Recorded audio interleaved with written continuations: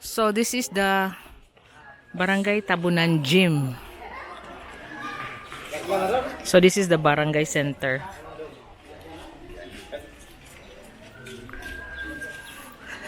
When we start off from where we live, it's been so hot, but when we arrive here, you can see that Barangay Tabunan is in a valley because it's all foggy.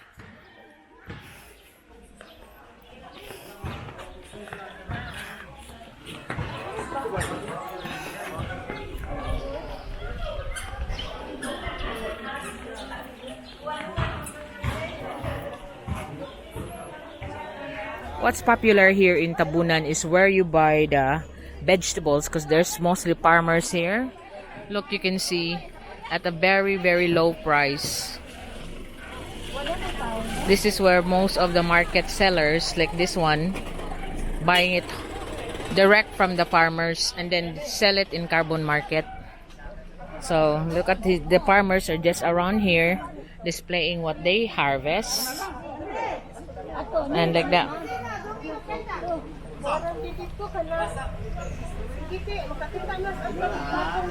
So you have to buy what's the vegetable that they had here for sale on the road, like that one.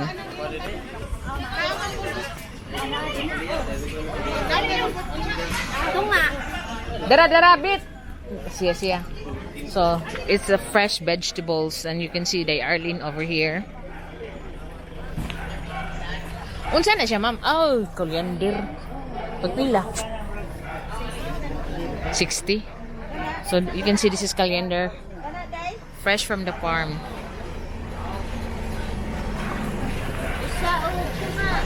Pilang kilo? Gis ang usa. Pilang batong nimo? Sige, balita kong 2 ka kilo bi. 2 ka kilo. So look at the string beans here. It's only 30 pesos per kilo. It's 80 in the city. Pila.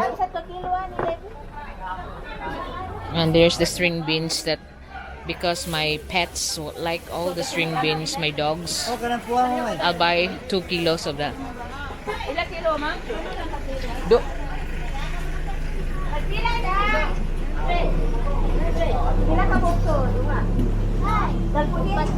Pilang kalbasa? Pila. Tagpila rin, Alin? Yeah, 15 pesos for the red squash. That one. The red squash, I mean the orange squash, and this is the white squash. Kaning kalbasang puti, tagpilang kilo, ma'am?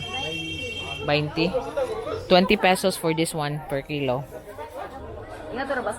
Duha niya ka kilo ako ang batong, ma'am. Ang sayote, tag-10 ang usa? Ang kilo, ma'am. Ang 10 pesos for sayote.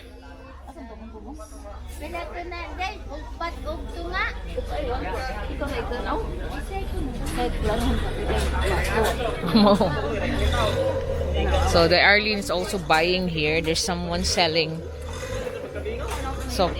smoked fish. Tinepanan?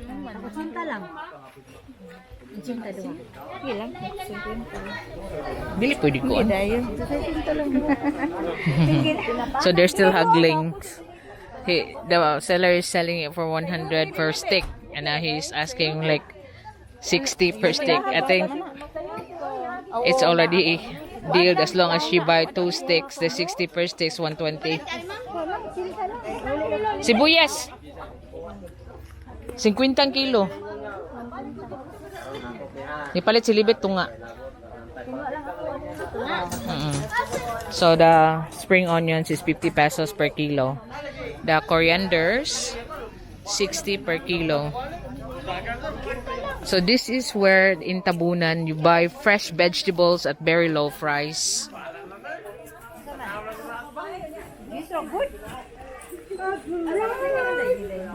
Humot kayo yung kuan. Aris akong. Here you got other one selling eggplant. Tunga lang ako, bet. Ma'am? Tunga. Half. Tunga lang ga. Ay mo pila. Tunga. Sa kilo imo. Ako ra uy naunsa man sila uy. So this is the source of irrigation here in Barangay Tabunan. You can see this is the bridge made by the barangay. And you can see their river is really flowing so fast at this time of the year. You know, there's summer here in the Philippines right now. It's very hot.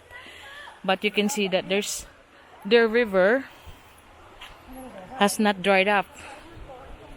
So this is just a simple bridge, but it's safer than just bamboo. Both have railings of metal pipes. And this is their source of irrigation on the farm. You can see they're mostly farm here. That's where you can see there that we are buying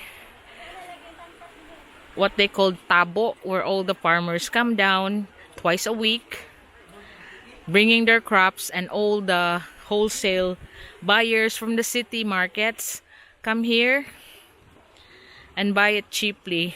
I have like sayote, 10 pesos per kilo. The string beans, 30 pesos per kilo. That you buy it like 80 pesos in the supermarket per kilo. But this is, I want to show you their source of irrigation. So look at the river. And there's someone even having a swim on the river. Yeah. Swim and change his clothes. You just have a splash there. But the water continuously flow. We are on a valley. The Tabunan, like I said, the Barangay Tabunan is the watershed barangay, one of the watershed barangay of Cebu City. So there is no titles on this land, only beneficial use for the people that live here, where they farm and just can live here based on beneficial rights. But when the government use it, they, of course, they know they are just gonna be transferred when that area that they're living here will be used. But so far they're allowing people to live here on a beneficial usage by just paying a minimal amount like 25,000 for how many square meter that you're gonna build your house around here. So that's just like telling you that nobody will be having a title around here. So if someone's selling you a title, it's questionable. You need to check with the DNR. So this is the irrigation here in Barangay Tabunan. So let's the farmers get like what this lady here with a basket on his head. That's how they do it, coming down the hills of the Tabunan. And there she is. She already sold her garden crops. She's going back to the hills now. Alaga. Thank you. This is how they carry their stuff here. Mga to pamigliro. Liro. That's how they carry it in the back of their. So when they come down with their vegetables, they also carry stuff going back to the hills. So we are on a valley, so it's all fogging. It's fog since we arrived on the barangay, but when we left our place, so you can see someone there as well, coming up with a basket full of vegetable. This couple here is having a swim. So they have very abundant water supply around here.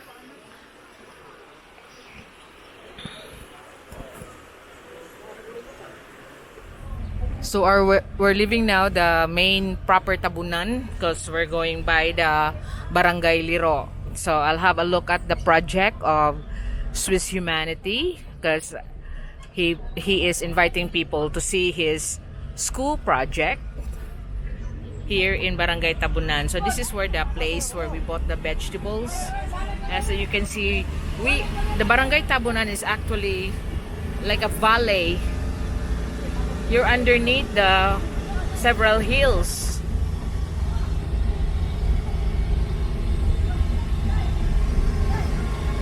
So it's so foggy here. And I was told it's a normal thing here. It's a normal happening to have fogs. And this is the Barangay Tabunan Integrated School. So there's no such thing that there's no school here because This is, you can see, the Barangay Tabunan Integrated School. They're actually very pampered by the city government over here. They got proper school buildings, but of course it's right on a very narrow road. But then again, the people here don't have cars or big transport. They only do via a motorbike. So we have to slow down because it's like a very steep road going up the hills. We are with someone that is the trusted person during the construction project of the daycare school building done by the Swiss Humanity. So it'd be good to see how he helps the Filipinos. The idea is very noble. So you can see here native house.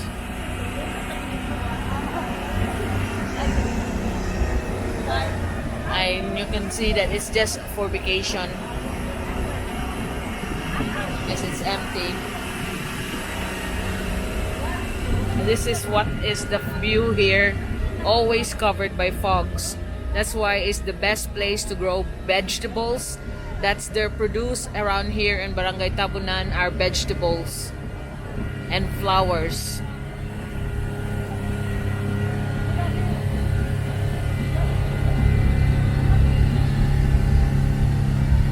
They have electricity, they have signal here, by the way, even though it's in the bottom of between hills, mountains. That's why the Tabunan means covered. It's covered by mountains and hills. We're on a valley.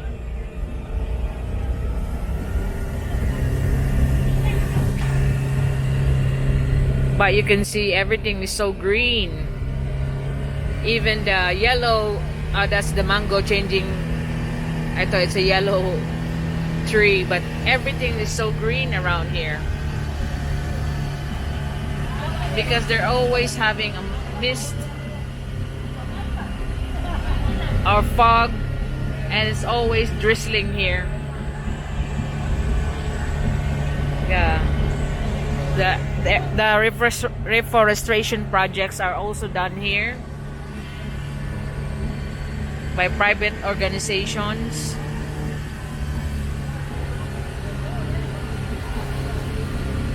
So look and see how flowers farms thrives, because it's really a very nice area. Always on the fog, but it's just very far.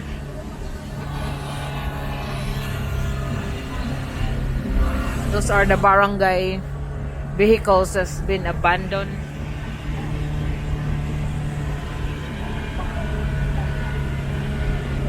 Fruit trees. So you cannot buy and own outright a land here in Tabunan because this is a watershed area. You might buy the right to live on the land but not actually own it outright.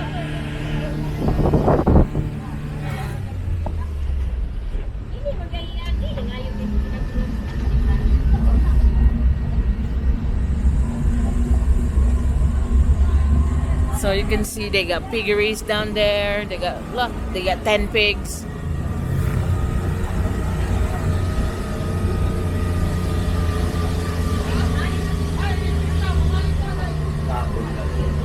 So look how foggy it is.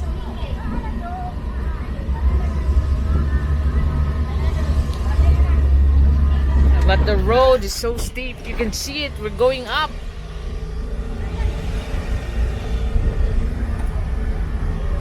There's one farm with the weed. These are the vegetable farms of Barangay Tabunan. we meet someone there on the road. Those are the buyers of from the markets.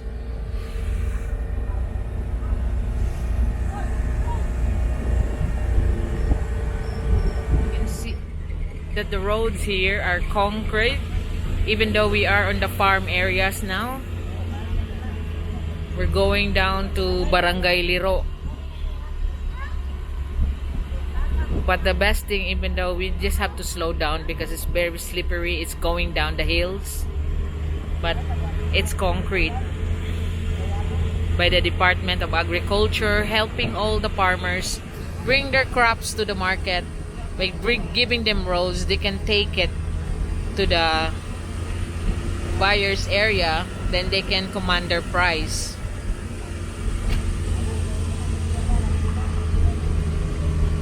But still, like I said, I bought my vegetable like a quarter of the price I buy it in the supermarkets.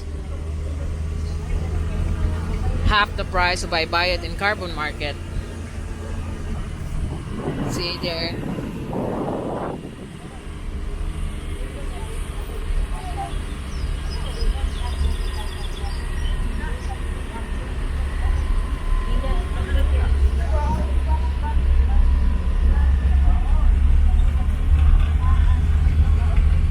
So a lot of people still living here on their markets. So we're just gonna have to leave the multi-cab here because it's still the concreting of the road is still going on and it stops here. Oh. Lisod na. So the concrete is just until here.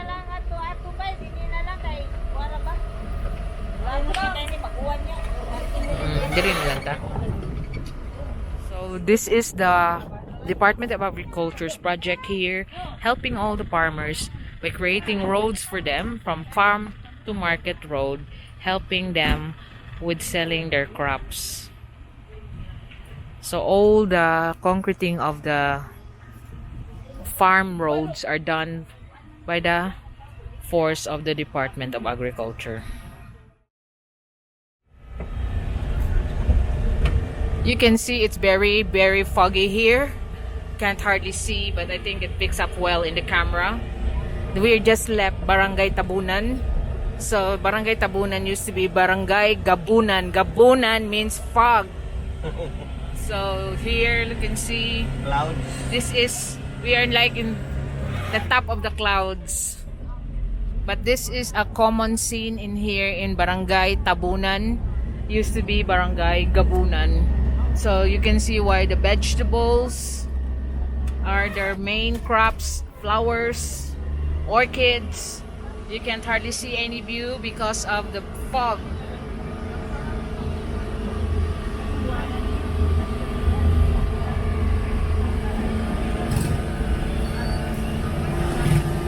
See, the fog's covering all the hills.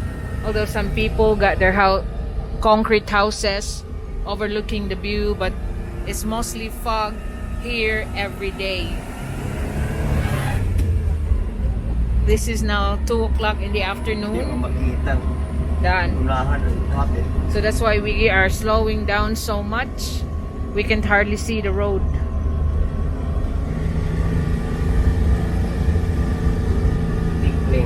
Yeah, birds. Layatido, Rara, subaydado. Layati, ari ko lang ko sadya. All the wildflowers you can see in the side of the road. Purple bells.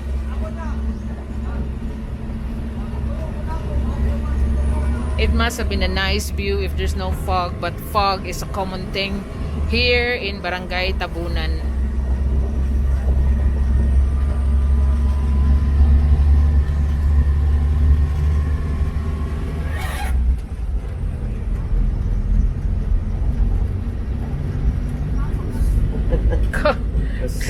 We can hardly see.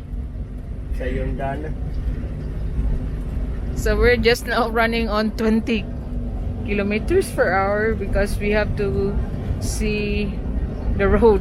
There. Go. Pasiga-suga.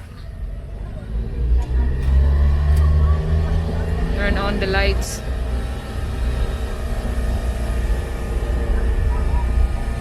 Suga tayo para makabantay sila tayo ba? So the one that's meeting us can see us.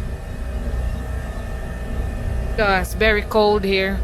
It was very hot where I live, but it's very windy, which is perfect. Hot and windy, not here. It's cold. So you can see all these ornamental plants that you see being sold in the garden centers. Look, just grow in the corner of the road.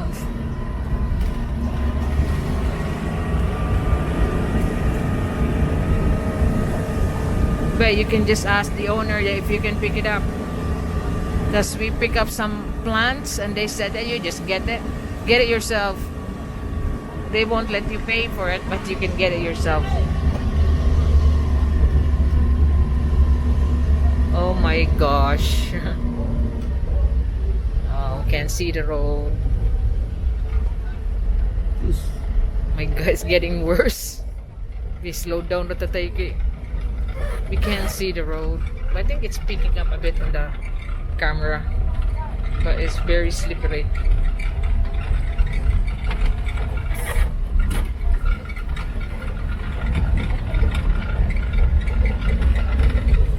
Yeah.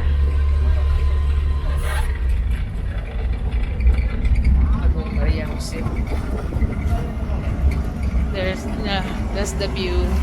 The city is covered with fog.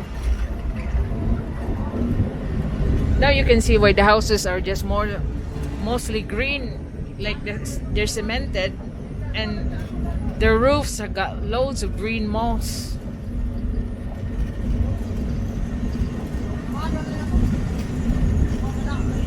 Pag-video ka bungtot sa mga view na napulot ng Nikagabon.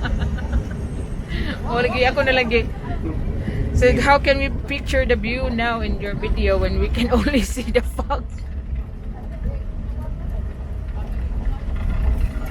It's like Baguio City here in Tabunan. Magya. Grabe, eh. Super foggy. Look, you can't see anything. Tapos panganod.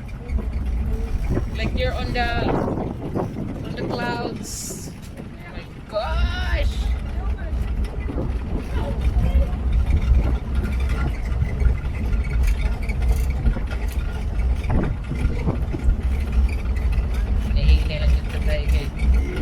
Pero di mo naman naroon. Lagi? Kalit na buwa. Sigaro na suga. Kakita to siya nato. Because we had our lights on full beam.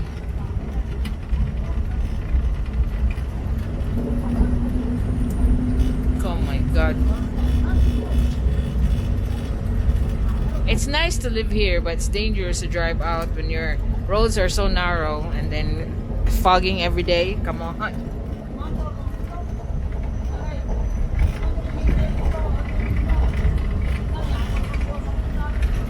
So there's more forest here. The Tabunan place is known for loads of monkey because they got loads of forest there. The whole, like I said, the whole Barangay Tabunan is owned by the government. So people that live there only had the beneficial use, but no person can own it outright, have a title to the land. Someone's building a house there.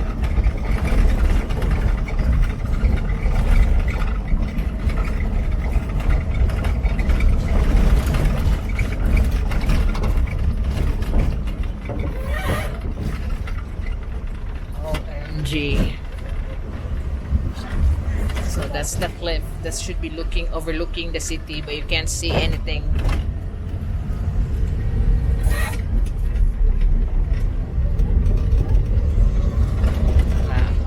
Kasi masa onang suga makikita ta.